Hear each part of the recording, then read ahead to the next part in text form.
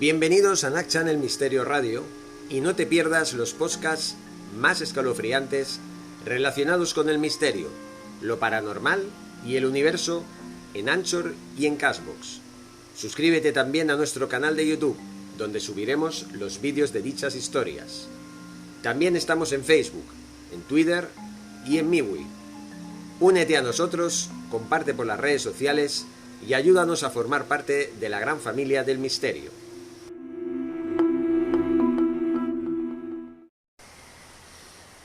Muy buenas, señores, bienvenidos a NAC Channel Misterio Radio.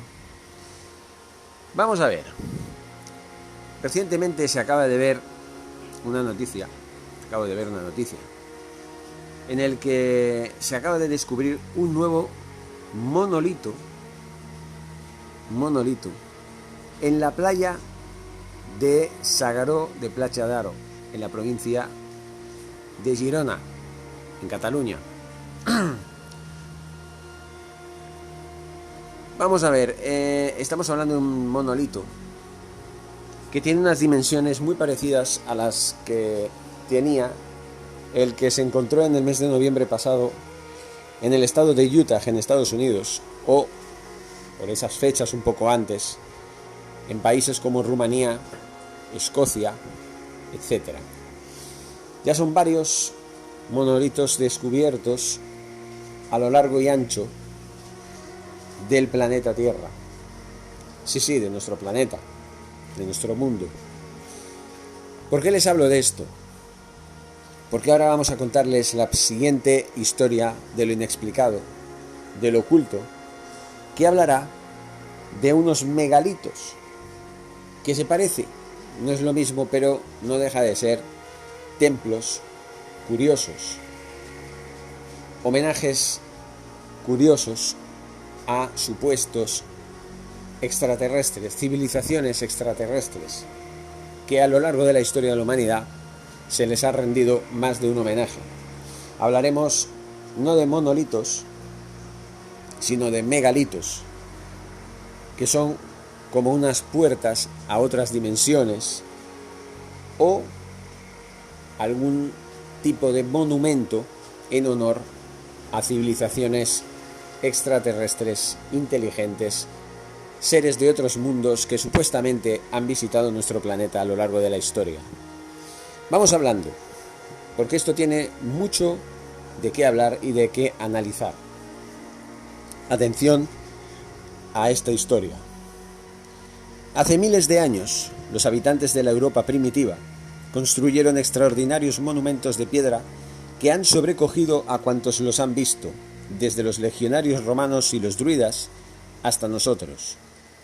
Desde siempre, los monumentos megalíticos han excitado la imaginación de los hombres y les han hecho retroceder hasta las más oscuras sombras de su memoria colectiva para intentar hallar una explicación a su presencia. Y del olvido nació el mito y la leyenda, la descomunal fuerza o la depurada técnica necesarias para desplazar y levantar aquellos enormes bloques de piedra de miles de kilos, la sobrecogedora grandiosidad de algunas de estas construcciones como Stonehenge en Salisbury, en Inglaterra, o la Cueva de Menga en Antequera, en Málaga, España. Y el misterio que envolvía y envuelve todavía todo cuanto se relaciona con los megalitos han sido elementos suficientes para disparar la fantasía popular. Aquellas construcciones solo podían ser obra de seres sobrenaturales, ya fuesen dioses o gigantes, hadas, brujas o diablos, o incluso seres de otros mundos. La toponimia refleja que en muchos casos el sentir popular es evidente, y así nos encontramos en el País Vasco con un lugar en el que se levantan varios dólmenes que reciben el nombre de Gentiletek, que significa casa de los gentiles. Míticos seres gigantescos de remoto origen y dotados de extraordinaria fuerza, lo que les convertía en los personajes idóneos para construir los megalitos.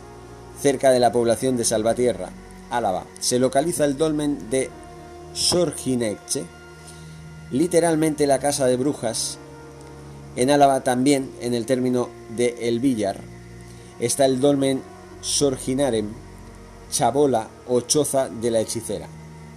En algunos de estos dólmenes fueron hallados extraños amuletos de azabache que se consideran aún actualmente portadores de buena suerte. En Cataluña, uno de los dólmenes más célebres es la piedra gentil de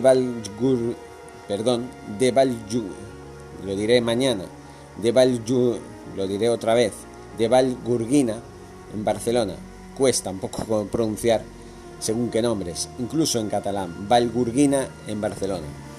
De gran tradición mágica en la comarca, en el municipio de Gallecs, también en Cataluña, se levanta otro dolmen denominado la Pedra del Diable, la Piedra del Diablo, y así podríamos continuar con un buen número de ejemplos. Pero la imaginación popular no se ha limitado tan solo a bautizar las construcciones megalíticas según su particular concepción del pasado lejano, sino que además ha tejido numerosas leyendas en torno a ellas e incluso ha llegado a atribuirles, en algunos casos, virtudes curativas. Así pues, vemos que, venerados o repudiados, los monumentos megalíticos forman parte del mundo mágico popular. Los arqueólogos franceses de comienzos del siglo XIX fueron los primeros en rescatar estas piedras misteriosas de la superstición popular e intentar hallar una explicación a los interrogantes que planteaban. No en vano es en Francia donde se contabilizan la mayor cantidad de monumentos megalíticos del occidente europeo, con un total de casi 6.400 entre dólmenes, menires, cromlechs y alineaciones. En un principio se atribuyó la erección de estos monumentos a los druidas, sumos sacerdotes de la espiritualidad céltica. La figura del druida, popularizada a través de las deliciosas aventuras del héroe del cómic infantil Asterix, es una figura compleja, investida de autoridad espiritual, portadora de la ciencia sagrada. Es ministro de la religión y guardián de las tradiciones. La organización interna de esta verdadera fase sacerdotal seguía un orden jerárquico rigurosamente establecido en el que para acceder a un grado superior era preciso tener el suficiente conocimiento del culto druídico. La historia, la filosofía, la astronomía, la medicina y las matemáticas constituían la esencia del conocimiento de los druidas, además de la compleja serie de invocaciones y signos rituales con que acompañaban su ceremonial mágico. Para entrar en contacto con el más allá, los druidas creían en la existencia de lugares privilegiados, verdaderos pasillos hacia otros mundos, a los que atribuían una extraordinaria carga de potencial y energía solar. Estos lugares eran señalados con la erección de monumentos singulares, como cromlechs o alineaciones, o por apretadas concentraciones de dólmenes y menires. Resulta curioso que muchos de estos lugares santificados por la presencia de megalitos hayan seguido conservando su carácter sagrado, bajo culturas y formas religiosas posteriores. Así, en el monte Aralar, en Navarra, donde se han catalogado más de una treintena de dólmenes, encontramos el santuario de San Miguel in Excelsis, uno de los puntuales mágicos y religiosos del País Vasco. También la ermita de Santa Cruz de Cangas se levanta sobre un dolmen que todavía puede verse en el subsuelo de la capilla. Y la pregunta surge inquietante: ¿qué puede haber de cierto en las suposiciones druidas? ¿O acaso es únicamente la manifestación inconsciente de un culto ancestral transmitido de padres a hijos lo que atribuye a los megalitos sus presuntas cualidades? El avance de los estudios prehistóricos del descubrimiento de dólmenes y menires lejos de Bretaña, en lugares donde los celtas no habían llegado jamás, obligó a los arqueólogos e historiadores a plantearse nuevamente el origen de los monumentos megalíticos. Las excavaciones llevadas a cabo en el interior de los dólmenes permitieron hallar útiles de una época muy anterior a la de los celtas, y la hipótesis druídica tuvo que ser definitivamente arrinconada. Por lo que se podría apreciar, los constructores de aquellos monumentos habían vivido en pleno neolítico y eneolíticos hasta los inicios de la Edad del Bronce, del 1000 al 2000 años antes del auge y expansión de la cultura celta. Hagamos un salto en el tiempo y situémonos en la península ibérica de aquella época, a pesar de la revolución agrícola que ha llevado a cabo la humanidad en el Próximo Oriente. Por toda la península ibérica perduran todavía grupos humanos que viven en la recolección y de la caza y habitan en cuevas que utilizan también como sepulcros. Poco a poco, en el sur de la península, elementos culturales procedentes generalmente del Egipto faraónico y del Mediterráneo oriental van alterando los modos primitivos de vida y los acercan a modelos basados en una economía superior. Como consecuencia de la incipiente agricultura aparecen en lo alto de las colmenas de las colinas, mejor dicho, las primeras aldeas con casas de madera o piedra de las primeras fortificaciones. Las relaciones por vía marítima entre los pueblos del sur de la península y los del Mediterráneo oriental se intensificaban. De allí llegan grupos de inmigrantes a los territorios correspondientes a las actuales provincias de Almería, Málaga y Sevilla, así como la región portuguesa de Algarve, y más al norte empiezan a construirse sepulcros megalíticos de falsa cúpula que indican un cierto cambio en la concepción del culto de los muertos y sobre todo un progreso sociocultural sorprendente. La estructura de estos sepulcros megalíticos ibéricos de cúpula y de corredor, parecida a la de otros megalitos que se encuentran desde Grecia hasta Gran Bretaña, hacen suponer que fueron obra de un pueblo de navegantes que marcharon por el mar Mediterráneo del este hacia el oeste y se trasladaron luego al norte, enseñando a los pueblos con los que se cruzaban una nueva religión o por lo menos nuevos ritos funerarios. La aparición de formas megalíticas mucho más simples que estos primeros dólmenes de falsa cúpula y localizados en el sur de la península, de los que el sepulcro del Romeral en Antequera en Málaga y el sepulcro del Soto en Triguero en Huelva son excelentes ejemplos y se explica por un proceso de evolución inversa. Esta incipiente arquitectura monumental se fue adaptando a los diferentes grados de evolución social en los que la idea megalítica iba penetrando. Así, en una sociedad abierta y receptiva como la del mar del sur de la península, pudieron construirse los complejos sepulcros de cúpula. En cambio, en culturas más septentrionales, menos evolucionadas, solo aparecieron formas mucho más sencillas como el dolmen simple o la galería cubierta. Aparte de esta hipótesis de origen mediterráneo oriental de los monumentos megalíticos europeos, existen otras dos.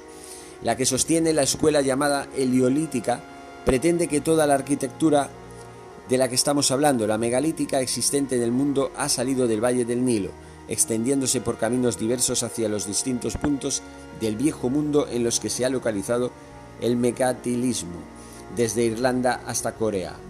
La tercera hipótesis se basa en la existencia de varios centros de difusión de la idea megalítica repartidos por aquellas áreas donde se han encontrado estos monumentos. Su fundamento es el que una idea determinada no tiene por qué originarse necesariamente en un único punto espacio-temporal y desde allí extenderse por todo el área habitada, sino que puede germinar simultáneamente en distintos puntos distantes y aislados entre sí, de los que se sostienen en esta idea. Unos sitúan el foco para Europa al sur de Escandinavia, mientras que otros lo sitúan al sur de la península ibérica. Naturalmente no falta quien sostiene que la idea megalítica pudo haberse generado en ambos puntos a la vez y extenderse a partir de ellos. Pero sea cual sea la verdad, lo que sí parece indiscutible es que la difusión de la idea megalítica se realizó por mar. Apoya esta afirmación el hecho de que no existen grandes agrupaciones megalíticas alejadas del litoral. Por otra parte, el carácter insular de la expansión megalítica también viene a confirmarlo. Es en Gran Bretaña, en Irlanda, en las islas Scilly, en las islas anglo-normandas, anglo-normandas, ya lo he dicho bien, y en las Islas Baleares, en Córcega y en Cerdeña, que también se pueden encontrar construcciones megalíticas llevadas hasta allí por navegantes. Pero ¿por dónde y de dónde procedían estos navegantes? ¿Qué conocimientos científicos y técnicos poseían que les permitiesen erigir semejantes monumentos? ¿A qué extraños cultos y creencias respondían estas piedras? Bueno, pues ahí lo dejamos, señores. Habrá más artículos interesantísimos sobre este tema que da mucho de qué hablar.